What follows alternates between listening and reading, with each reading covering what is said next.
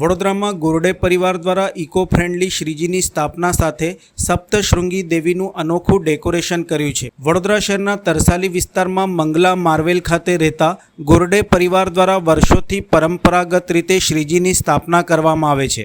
આ વર્ષે તેમને પર્યાવરણને ધ્યાનમાં રાખીને ઇકો ફ્રેન્ડલી શ્રીજીની સ્થાપના કરી છે।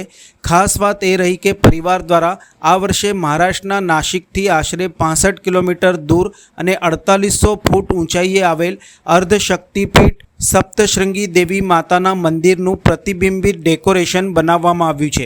માન્યતા મુજબ દેવી સપ્તશૃંગીએ અહીં મહિષાસુરનો વધ કર્યો હતો, જેના કારણે આ પવિત્ર સ્થાનનું વિશેષ મહત્ત્વ છે। નાસિક પાસે આવેલા વણી ગામમાં ગોદાવરી નદીના કિનારે આ પ્રસિદ્ધ મંદિર આવેલું છે।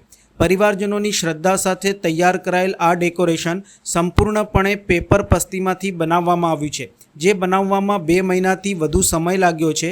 પરિવારના સભ્ય શુભમ ગોરડેએ જણાવે છે કે સમગ્ર પરિવારના સહકાર અને ભક્તિથી આ સુંદર સર્જન શક્ય બન્યું છે।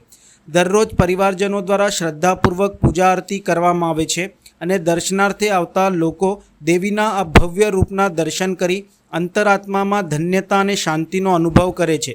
પર્યાવરણ મૈત્રિક મૂર્તિ સ્થાપના સાથે આધ્યાત્મિકતા અને કલાત્મક સર્જનનું અનોખું સંયોજન ગોરડે પરિવાર દ્વારા સર્જવામાં આવ્યું છે। અમે વર્ષોથી ગણપતિ બેસાડીએ છીએ અને આ વખતે અમે સપ્તશૃંગી ગઢનું થીમ કર્યું છે, જે મહારાષ્ટ્રમાં અર્ધશક્તિપીઠ છે। તો આ વખતે અમે વનીગઢનું બનાવ્યું છે। કેટલો સમય લાગે, કેટલા જણ આમાં?